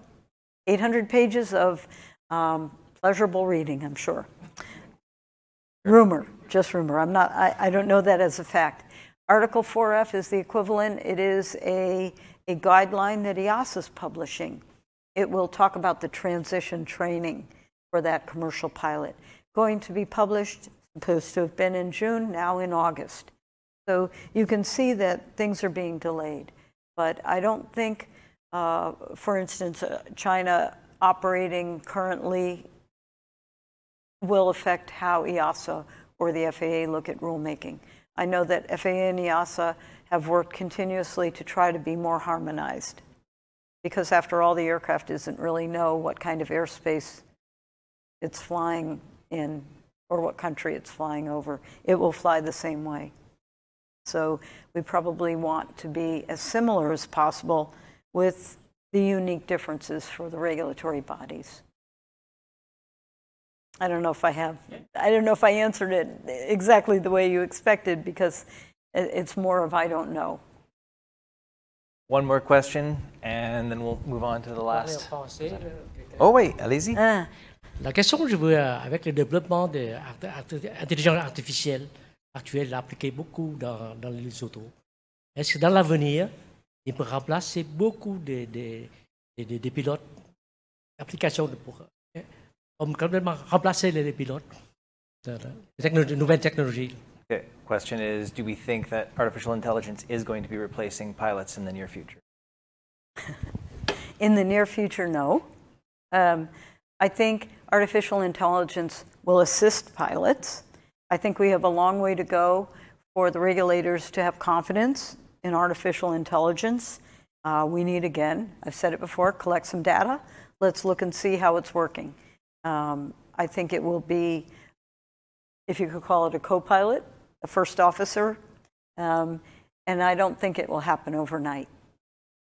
People say, well, it's going to take 20 years before we see autonomous vehicles. My own opinion is that technology moves so quickly. Once we actually see these aircraft flying, we see some data, we get some experience, we have some confidence that they will operate properly and as expected, we may see them offboarding the pilots a little sooner than expected. Why do I say that? I know we train pilots here at CAE, and we could train them off board too, but if you think about how many pilots you need per aircraft, 3 or 4 per aircraft, you have 3 or 4 seats in the aircraft for paying customers, and you try to balance the return on your investment. I think there are a lot of manufacturers who are anticipating operating without pilots. We'll see. I would say, you know, it's going to be 2 to 3 years before we see the very first of these aircraft flying commercially. And then maybe from that point, maybe another 5 years till we see a small amount of remote pilots as a start. I don't think it's suddenly going to be, okay, everyone can have a remote operation all at once. I think, again, we'll see early entrants trying to do that. More data. You can see the bumper stickers already. AI is my co-pilot. AI is my co-pilot. Let's give a hand for Marilyn. Thank you very much. Thank you. Thank you very much. It was my pleasure. We've got one more presentation, a real-world application of simulation being used to solve a problem here at CAE. So I'll invite Carlo Felici to come up and show the awesome work that's being done to simulate drones in a wind farm.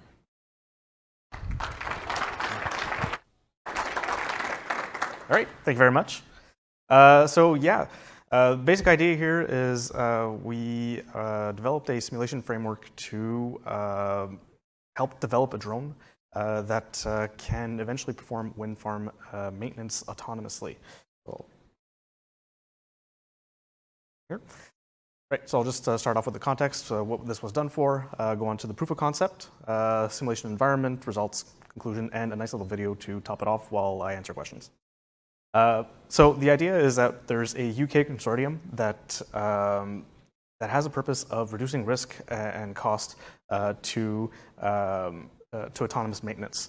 It's called the Offshore Renewable Energy Catapult, or OREC for short. And within this consortium, there is a specific task to develop digital operation and maintenance environment. And this lines up really well with what we do at CAE. So obviously, it's a good chance for us to show our capabilities. And I don't know about you, but that job, repairing a wind farm, a wind turbine, does not necessarily look like the safest job in the world. So it's something that could definitely be helped using machines to automate a portion of it, at least. So the basic idea behind the OREC Dome concept is to develop a system of deployable unmanned vehicles that will perform maintenance without human intervention. So you'd have a boat that's completely autonomous, that deploys a drone that's also completely autonomous, that would then deploy a little bug or another machine that would land on the wind turbine, perform its maintenance completely autonomously again, and head back to the ship afterwards. So we eliminate the risk of having somebody on the turbine. And one thing that we kind of not necessarily think about all the time, but operating a drone within a wind farm isn't an easy environment to operate in. Basically because you're operating a very small drone, but that has a lot of capability of causing damage to these very, very expensive turbines. So there are complex wind patterns behind these turbines, and it's just generally hazardous. So the idea is that we can develop an engineering platform that would allow operators to tune their onboard systems to be able to operate within these environments. So what we did is we took a generic multi-rotor vehicle using a 6 degree of freedom simulation with generic aerodynamics, with a CE-developed autopilot and flight director to completely automate the flight path.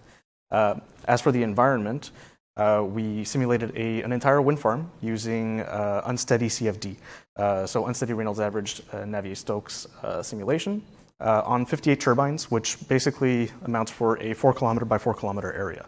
And this was integrated into the simulation environment to affect the drone.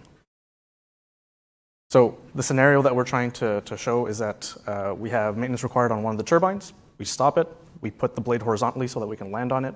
Yaw it into the wind so that we can have a headwind for the landing. And the whole goal of this is for the drone to land on a very small area of 4 meters by 4 meters.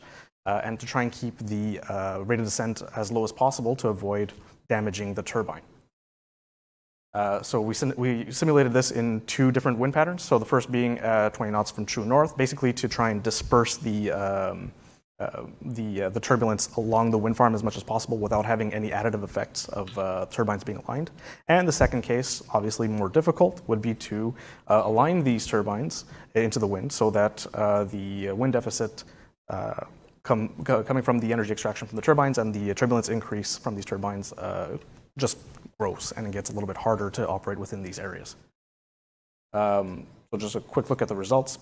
Basic idea is that the green line represents what the drone's path that they would follow if, in the first scenario, with the wind dispersion with the wind as dispersed as much as possible. And the second scenario would be the red and orange lines, where we can see that the drone had a lot more difficulty trying to land on its landing pad, and in one case actually crashing because our rate of descent was much too high. So generally speaking, if you in the first scenario we had a success rate of a landing of 100%, whereas in the second scenario that success rate dropped down to 20% due to the increased turbulence, the increased autopilot workload, and also the increased power requirement on the drone. So all this is capable. We're basically able to simulate all of this in our environment and get all this data that we can use to help and develop the autopilot system. So I know I went through this really quickly. I'm just trying to keep it a little short.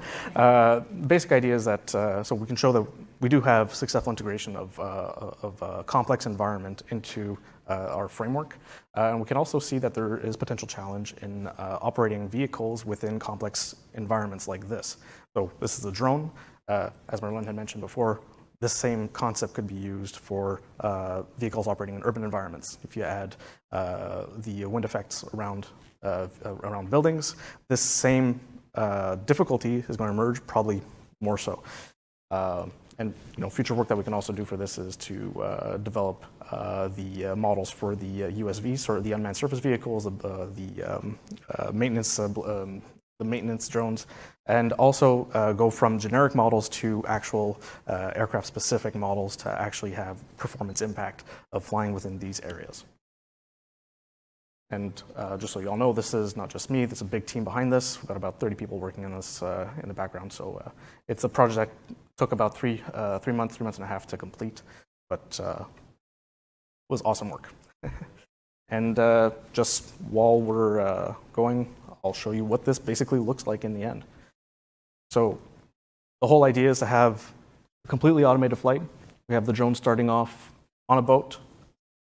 Basically, the operator pushes a button, and everything else that you see from here on out is completely automated. So takeoff from the boat, it starts getting affected by the wake of the boat. You can see it being pulled back, and align itself into, it's going to align itself with its target turbine, where it's going to perform its maintenance.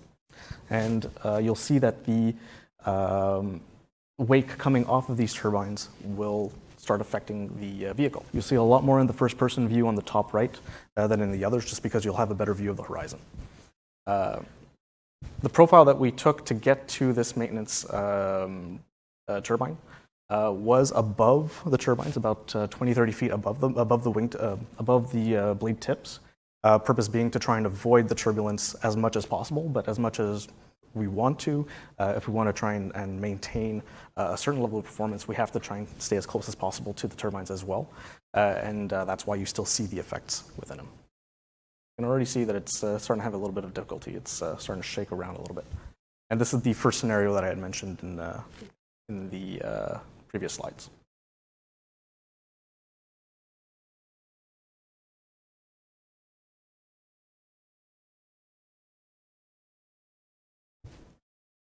All of this was done in our simulation framework and was ported onto Unreal to produce these visuals. I don't know about you, but I kind of find them pretty cool. They're very realistic. You can imagine that this could impact pilot training as well. If they're operating close to buildings, having this level of fidelity will really immerse them into the environment as well.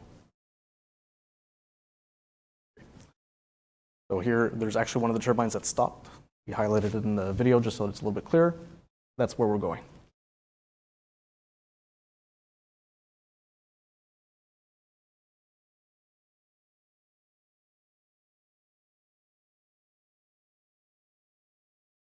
I probably prepared a little bit more material in the meantime.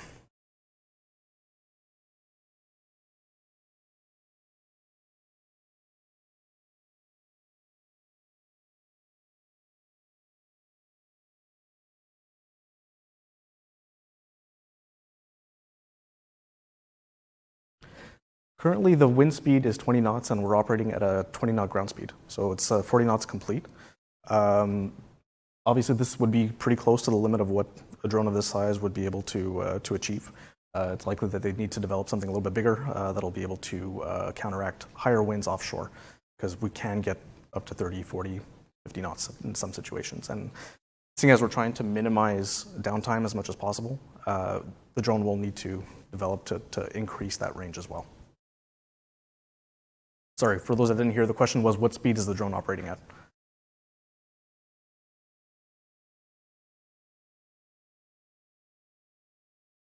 All right, so now we're getting close to the target. The drone's going to start slowing down.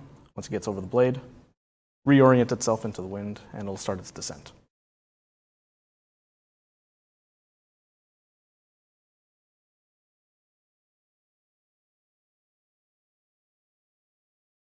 So right now we're using the CAE-developed autopilot, but there's nothing that would stop us from actually using, let's say, a hardware autopilot that we'd patch into the system, where we'd be able to actually evaluate the performance of these autopilots in these environments. We could start adding more difficult effects. We can add more topology to the terrain, for example. We could make this as complex as needed to make to actually use it as an engineering simulation.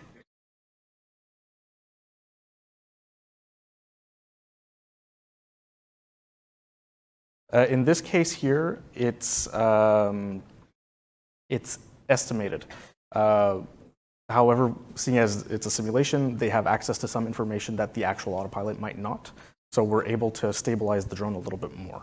When you start adding sensor error or start adding delays to it, that's when all this can become a little bit tricky, and all that could be modeled in as well. All right, we're getting on target. Drone's going to arrive, and at this point it'd be able to drop the maintenance drone onto the blade, go and land somewhere else, wait for the maintenance to be completed, and then pick it up, bring it back to the boat. That's pretty much it. All right. Are there any other questions?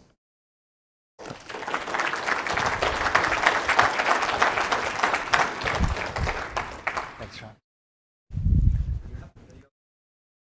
I do not, unfortunately.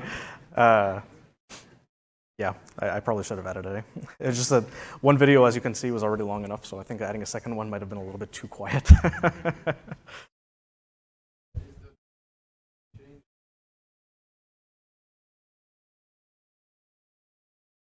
Yeah, I'll just repeat the question. So the question is the trajectory changing dynamically depending on the wind? The short answer is yes. So basically, there's a lot of wind deficit behind the turbines. Seeing as we're operating above it, the impact is a little bit less strong. But if we were actually operating at, let's say, tower level, yes, the drone would be adjusting its trajectory to try and arrive as much as possible, as close as possible to its target. Yep. I'll let the microphone reach this time, sorry. So in terms of control system, I guess you're using the control system that was designed for the drone, or do you play with the control system algo? So this case here, in the background, we're operating on something similar to a quadcopter, okay? And it's a basic quadcopter scheme that's being used as well to for all the control laws. And on top of that loop, so we have the inner loop for all the stability. You have rate control, attitude control, and on top of that, we added a flight director, which was a new development for this to completely automate the flight, where you'd have the profiles pre-encoded, where you'd have the takeoff set to a certain altitude, hit a certain heading, get to your target, and land autonomously at that point. So that's a flight director that would act on top of that. So essentially a standard PID, I guess? Yes, PID on top of a PID, on top of another one and another. So it gets a little bit more ingrained at that point.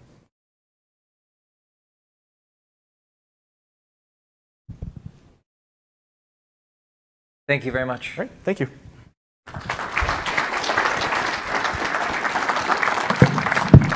So thank you all for your attention tonight. We really appreciate everyone coming out. I just want to make a couple of acknowledgments. Putting together an event like this is a real labor of love, which took a lot of effort from a lot of people in this room. So first off, everyone who volunteered at CAE, big help. The people who are volunteering tonight, as well as all the people who contributed. Marilyn, Carlo, Michelle, Pierre-Olivier, Melissa. Did I forget anyone? Kunu. Thank you all very much. And Mike Theophanides, the the one orchestrating the whole thing. So thank you all very much. The people who